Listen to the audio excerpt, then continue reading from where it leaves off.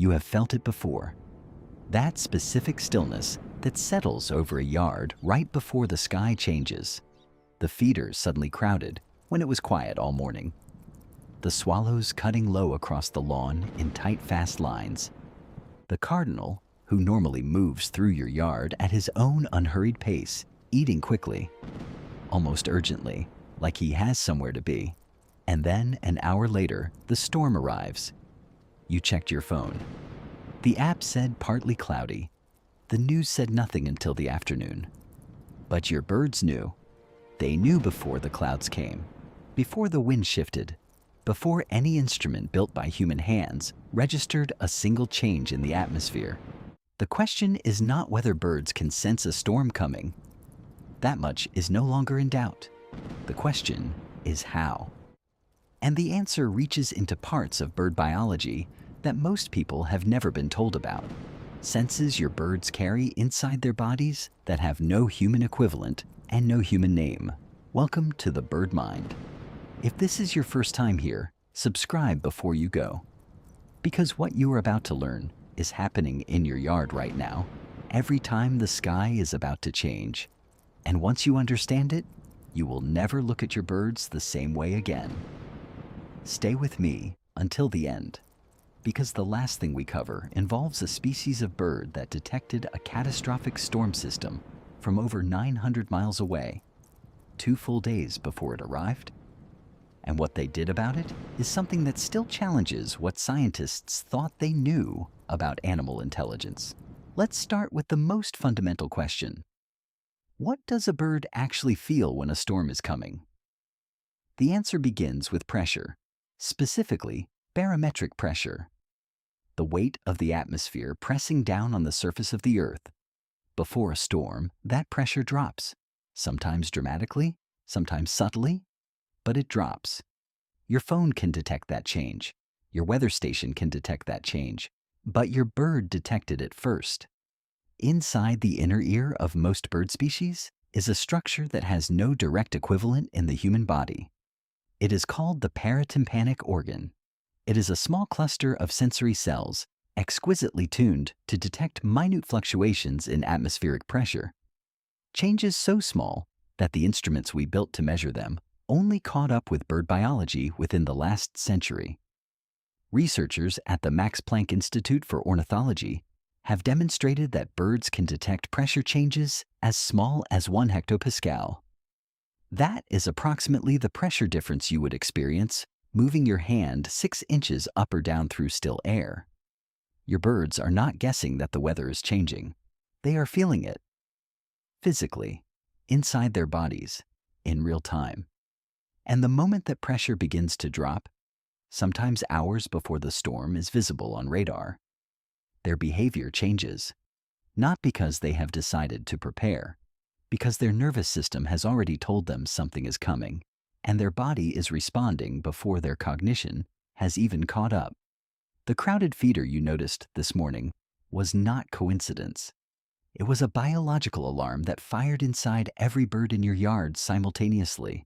Once the pressure signal fires, the response is immediate and specific. And it is different for almost every species in your yard. The first thing most birds do is eat. Not casually, urgently. A cardinal at your feeder on a normal morning will eat, pause, scan, eat again, leave, return. His attention is divided. He is managing multiple priorities at once. And the hour before a storm, that pattern collapses. He eats continuously. He is loading energy reserves because some part of his biology understands that what is coming will either ground him completely or force him to burn everything he has to stay warm and dry through it. Your chickadees will do the same, but they go further. Chickadees in the hours before a significant storm have been documented not just eating more, but caching more. Hiding seeds in bark crevices, under roof edges, in gaps in fence posts, at a rate significantly higher than their normal catching behavior. They are not just preparing for tonight, they are preparing for the days that may follow. The swallows you see cutting low across your lawn are responding to something different. Swallows feed almost entirely on flying insects. And flying insects, which navigate by barometric pressure themselves, descend toward the ground as pressure drops. The swallows follow them down. What looks like beautiful low flight is actually precision foraging. The birds tracking their food source as it drops altitude in response to the same pressure signal the swallows are already reading. The birds that go quiet before a storm are not calm. They are conserving. The energy cost of vocalizing is real, and a bird that senses a significant weather event approaching is making a calculation. The contact calls and territorial songs that fill your yard on a normal morning become unnecessary expenditure. The yard goes quiet, not because the birds have left, but because they have shifted into a different operational mode entirely. And the birds that become louder before a storm, certain jays, certain crows, are doing something else. They are communicating the change to every other bird within range. The alarm note a blue jay produces before a storm is distinct from its standard alarm calls. Ornithologists studying corvid vocalizations have noted that this specific call pattern spreads through a yard and into adjacent territories within minutes, a broadcast signal that something in the environment has shifted.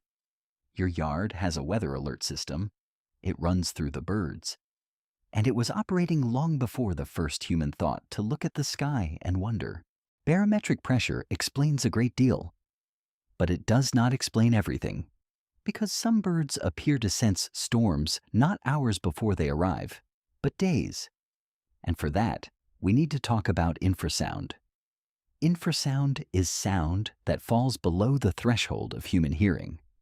We cannot detect it. We have no organ that responds to it. To us, it is silence. To your birds, it is a constant stream of environmental information. Large weather systems, hurricanes, severe thunderstorm complexes, tornadoes, produce infrasound as they move.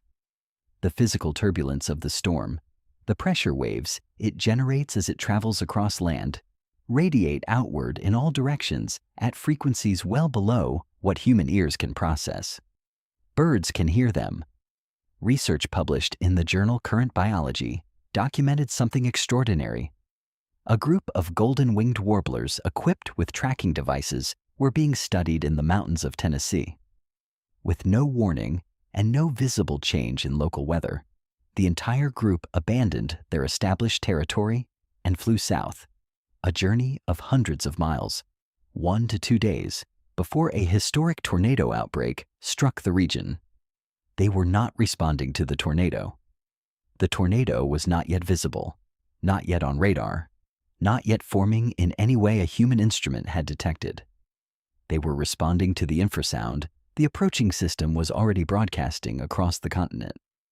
When the storm passed and the skies cleared, the birds returned within days to the exact territories they had left. They had not fled randomly. They had evacuated, deliberately, with timing that no human forecasting system matched. Sit with that for a moment. The birds in your yard carry inside them a sensory instrument tuned to frequencies that move through the earth itself. While you are reading a weather app built on radar and satellite data, your birds are receiving a direct signal from the storm, a signal traveling through the ground and air at the speed of sound, hours or days ahead of anything visible. The app on your phone is a very recent invention. The organ inside your bird's ear has been refining itself for millions of years. There is one more layer to this that almost no one talks about. Birds navigate by the Earth's magnetic field. This is established science. Migratory birds in particular carry magnetite crystals in their beaks and a light-sensitive protein in their eyes called cryptochrome that allows them to literally see magnetic field lines the way you see color. What is less widely known is that large storm systems distort the local magnetic field as they move through a region. The same sensory apparatus that allows a ruby-throated hummingbird to navigate from your yard in Ohio to its wintering grounds in Central America without a map is also, potentially, registering the magnetic disturbance that a large low-pressure system produces as it approaches. This has not been fully quantified yet. The research is ongoing, but ornithologists studying pre-storm bird behavior have noted that the directional choices birds make before storms, which way they fly, where they roost, how they position themselves, sometimes align with patterns that barometric pressure alone does not fully explain. Your bird may not have one storm sensing system. It may have three: pressure, infrasound, magnetic disturbance, running simultaneously, comparing signals, generating a picture of the atmospheric environment that no human technology currently assembles in one place. And it weighs 11 grams. Here is what this looks like in real time in your yard. If you know what to watch for, you can read the birds the way they read the sky. 12 to 24 hours before a significant storm, the feeder becomes unusually busy in the morning. Birds that normally spread their visits across the day compress them into the early hours. Catching behavior increases. Look for chickadees moving quickly between the feeder and nearby trees without eating. Blue jays become louder and more active than usual. 4 to 6 hours before, the yard goes quiet. The birds have eaten. They have cached. They have communicated. Now they are moving toward shelter. Dense shrubs, tree cavities, and the thick inner branches of evergreens fill with birds you will not be able to see. The feeder empties and stays empty. 1 to 2 hours before, swallows and martins drop low if they are present. Robins may begin moving in groups toward sheltered areas. The specific silence of a yard that was busy all morning settles over everything. The moment the pressure drops sharply, every bird still in the open moves at once. What looks like a sudden decision is actually the final signal in a sequence that began hours ago. They were ready. They were just waiting for the confirmation. If you watch this sequence once with full attention, you will see it again and again. Your birds are not reacting to the storm. They are tracking it from the moment it becomes detectable, which is long before it becomes visible. There is something worth sitting with in all of this. We have built extraordinary tools for understanding the world: radar, satellites, atmospheric sensors covering every square mile of the planet. And with all of that, we still occasionally get the forecast wrong. The birds in your yard have never gotten it wrong, not because they are smarter than us, but because they are older than us. The sensory systems they carry were being refined by 150 million years of weather long before the first human looked at the sky and wondered what was coming.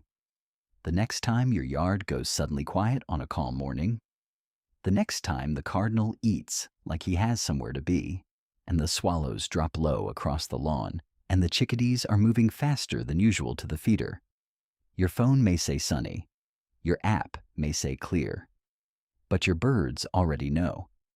And now, so do you. I want to ask you something in the comments. Has there been a moment when your birds told you a storm was coming before anything else did? A specific behavior that made you stop and pay attention? Tell me what you saw and which species it was. I read every single one. I will see you in the next one.